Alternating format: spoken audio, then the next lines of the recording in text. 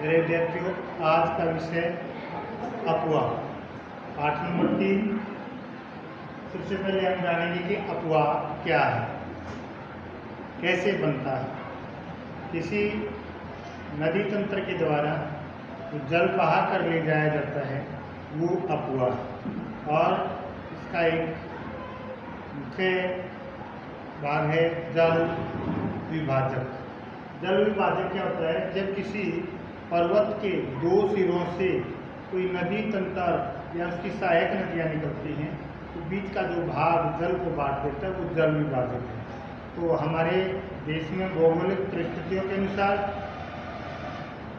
नदी तंत्र को अलग अलग भागों में बांटा गया है, जैसे सिंधु नदी तंत्र, गंगा नदी तंत्र, ब्रह्मपुत्र नदी तंत्र, नर्मदा नदी तंत्र, गोदावरी, कृष्णा, कावेरी, महानदी, अलग अलग नदियों का तंत्र है।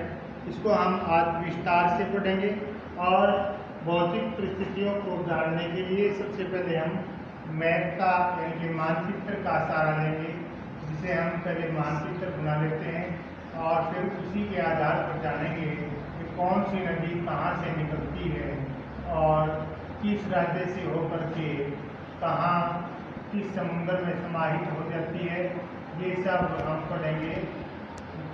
बहुत सारी नदियाँ हिमालय पर्वत से निकलती हैं जो वर्षा ऋतु में तो बहती ही हैं, साथ में हिमानी के द्वारा जो पिघला हुआ जल है वो भी इनमें बहता रहता है। इस आधार पर भारत की नदियों को दो भागों में बांटा गया है,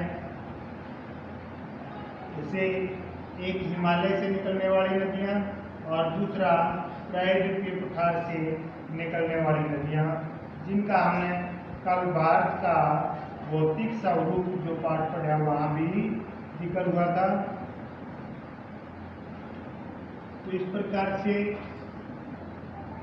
ये हमारा लगभग भौतिक चित्र बन गया है।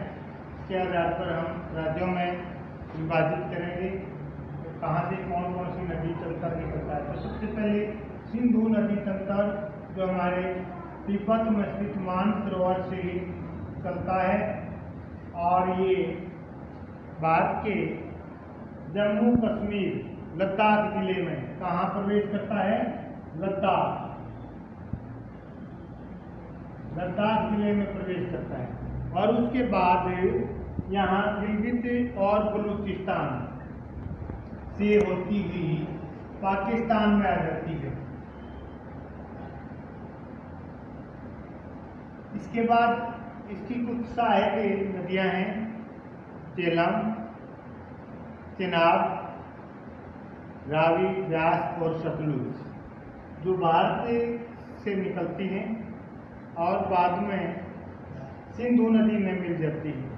सिंधु नदी में मिठानकोट पाकिस्तान के पास ये यहाँ पंजाब में मिलती हैं लगभग। यहाँ कुछ नदियाँ हमारी जैसे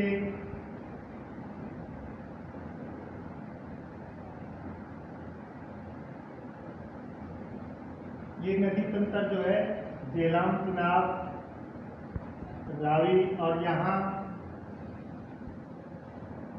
सतलुज और व्यास नदी जो है गोविंद सागर में आकर के मिलती है। इसके ऊपर एक जल परियोजना भी बनाई गई है जो पाकिस्तान में जाकर के मिलती है मिठानकोट के पास, और फिर ये दक्षिण की ओर बहती हुई यहाँ से बहती हुई अरब सागर में आकर के मिल जाती है, जिसकी लंबाई 2900 किलोमीटर है।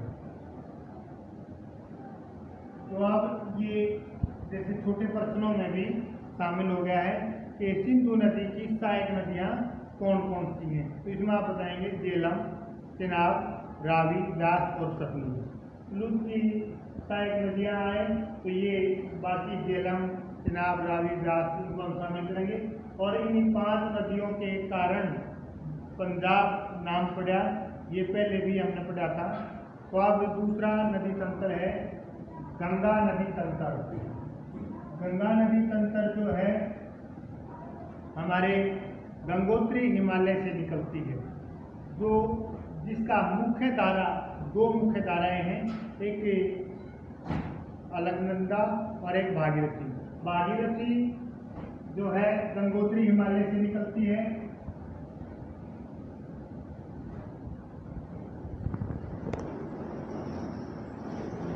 गंगोत्री हिमालय से, और दूसरी अलकनंदा देवप्रयाग से निकलती है, और तब जाकर के दोनों मिलकर के गंगा नदी बन जाती है, जिसकी लंबाई गंगोत्री से और भारत में प्रवेश समुद्र में बंगाल की खाड़ी में जो प्रवेश करती है वहाँ तक 2400 किलोमीटर की लंबाई है, जो भारत की सबसे लंबी नदियों में से एक है।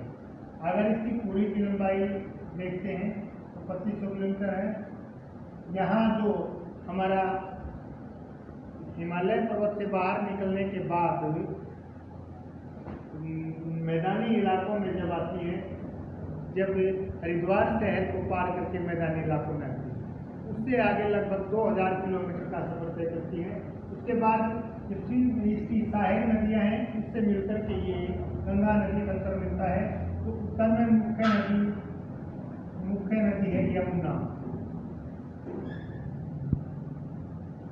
जो गंगा की मुख्य सहायक नदी है, और इलाहाबाद में जाकर के गंगा में समाहित हो जाती है। और फिर घाघरा, गंडक और कोसी, ये तीन प्रमुख नदियां हिमालय पर्वत से निकलती हैं। हिमालय से निकलने वाली जितनी भी नदियां हैं सब पूरा वर्ष बहती रहती है, इसलिए इनको सदानीरा या 12मासी नदियां भी कहते हैं। और दूसरी इसकी एक और मुख्य सहायक नदी है, लेकिन वो भारत में इसमें सहायक नहीं होती। ब्रह्मपुत्र जो हमारे हिमालय के समानांतर चलती हुई पूर्व की ओर बहती है,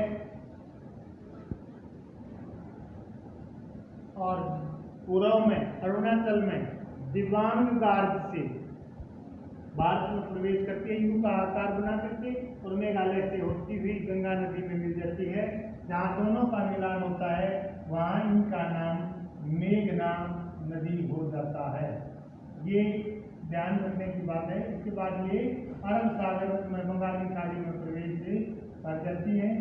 जहाँ ये प्रवेश करती हैं यहाँ पर सुंदर वन डेल्टा नाम से बहुत बड़ा डेल्टा प्रसिद्ध है, और गंगा के साथ जितनी भी नदियाँ वर्षा ऋतु में बहती हैं वो इस उत्तरी भारत में बाढ़ का कारण बनती है। एक तरफ बाढ़ का कारण बनती है तो दूसरी तरफ क्या है कि ये अपने साथ जो जल बहा करके लाती हैं वो बहुत ही उपजाऊ होता है, और यहाँ की जो मिट्टी है वो उपजाऊ हो जाती है। और यही उत्तरी भारत का मैदान है। हमने भारत के भौतिकी स्वरूप में पढ़ा था इसको। तो अब जो दक्षिण का पठार है, जो कल हमने पढ़ा था दक्षिण का पठार, वो प्रायद्वीपीय पठार, तो ये क्षेत्र है। यहाँ से भी तीन नदियाँ निकलती हैं, चंबल, बेतवा और सोन। तीनों की तीनों यमुना नदी की सहायक नदियां हैं। चंबल, बेतवा, सोन, ये जो है लगभग अर्ध शुष्क क्षेत्र से आती हैं, और ये तीन नदियां ही ऐसी हैं जो प्रायद्वीपीय पठार से निकल करके उत्तर की ओर बहती हुई यमुना नदी में मिल जाती हैं। बाकी पूरे देश में ऐसी नदियां हैं, या तो वो पश्चिम की ओर बहती हैं, या पूर्व की ओर, या दक्षिण की ओर। उत्तर की ओर बहने वाली केवल यही नदियां हैं। इसका क्या कारण है कि प्रायद्वीपीय पठार जो है वो ऊंचा है, और उत्तरी मैदान की ओर आकर के इन नदियों में मिल जाती हैं। ये तीनों नदियाँ वर्षा ऋतु में चलती हैं। ये इनको हम अलग से वर्णन करते हैं। एक प्रश्न बनता है कि 12मासी नदियाँ कौन सी हैं और शुष्क नदियाँ कौन कौन सी हैं। 12मासी जो वर्षा ऋतु में भी चलती हैं और हिमालय से बर्फ पिघल करके चलती हैं, उन्हें 12मासी कहते हैं। और बाकी प्रायद्वीपीय पठार की शुष्क नदियों में शामिल हैं। तो इसके बाद हम पढ़ेंगे नर्मदा नदी तंत्र जो अमरकंटक से निकलता है, जिसका स्रोत अमरकंटक से है, विंध्याचल पर्वत से, और ये पश्चिम की ओर बहते हुए अपने अरब सागर में मिल जाती है। इस पर एक प्रसिद्ध प्रपात है जिसका नाम धुआंधार प्रताप है। ये छोटी नदियां हैं। बाकी इसके बाद यहाँ सतपुड़ा पर्वत से निकलने वाली जो मध्य प्रदेश से निकलती है ताप्ती नदी है, या तापी इसका नाम दिया गया है। इसका कुछ भाग महाराष्ट्र से होकर के अरब सागर में चला जाता है। ये नदी द्रोणी जो है वो बहुत छोटी नदी द्रोणी है। और भी कुछ नदियां हैं जिनका वर्णन हम कल करेंगे। यहाँ तक जो आपने पढ़ा इसमें जो छोटे प्रश्न पढ़ते हैं, सिंधु नदी तंत्र क्या है, तो हम बताएंगे कि सिंधु नदी की सहायक नदियाँ चिनाब, रावी, झेलम, ब्यास और सतलुज मिलकर के सिंधु नदी तंत्र बनता है, जिसकी लंबाई 2900 किलोमीटर है, जिसका 1/3 भाग भारत में है और बाकी का भाग पाकिस्तान में है। और इसका सिंधु जल समझौता 1960 में हुआ था। उसके बाद गंगा नदी में ऐसे ही आते हैं कि भाई कहाँ से निकलती है। गंगा नदी के मुख्य स्रोत निकलने के आप लोगों को बता दिए। भागीरथी जो है गंगोत्री हिमालय से निकलती है, अलकनंदा देवप्रयाग से निकलती है, यमुना यमुनोत्री हिमालय से निकलती है, और वो मैदान में आकर के गंगा यमुना इलाहाबाद के पास आपस में समाहित हो जाती हैं। ऐसे ही यमुना की 3 सहायक नदियाँ चंबल, बेतवा और सोन इलाहाबाद से पहले ही में मिल जाती हैं और तब जाकर के यमुना गंगा नदी में मिलती है। उत्तरी हिमालय से घाघरा, गंडक और सोन, कोसी, घाघरा, गंडक और कोसी मुख्य रूप से गंगा नदी में मिलकर के एक मुख्य धारा बन जाती है जो पश्चिमी बंगाल के फरक्का तक बहती है। फरक्का में फरक्का बांध बनाया गया है और वहाँ से इसके 2 भाग हो जाते हैं। एक दक्षिण में बहता हुआ कोलकाता हुगली के पास, जिसका नाम भागीरथी हुगली हो जाता है, अरब सागर में मिल जाती है और एक डेल्टे का निर्माण करती है जिसे हम सुंदरवन डेल्टा कहते हैं। दूसरा मुख्य धारा जो है गंगा नदी की बांग्लादेश में प्रवेश करते हुए ब्रह्मपुत्र में मिलकर के मेघनाद नामक नदी का निर्माण करती है और वो भी सुंदरवन डेल्टा से अरब सागर में मिल जाती है। यहाँ पर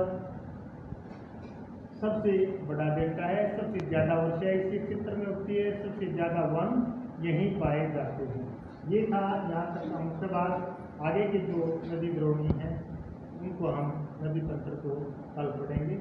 मैं समझता हूँ कि आप लोगों को ये समझ में आ गया होगा और इसके साथ जो नोट्स बनाए गए, जो प्रश्न बनाए गए हैं, वो आपके पास अलग से भेज दिए जाएंगे। उन्हें देख करके अपना काम करें और छुट्टियाँ बेकार ना जाने दें, अपना समय खराब नहीं।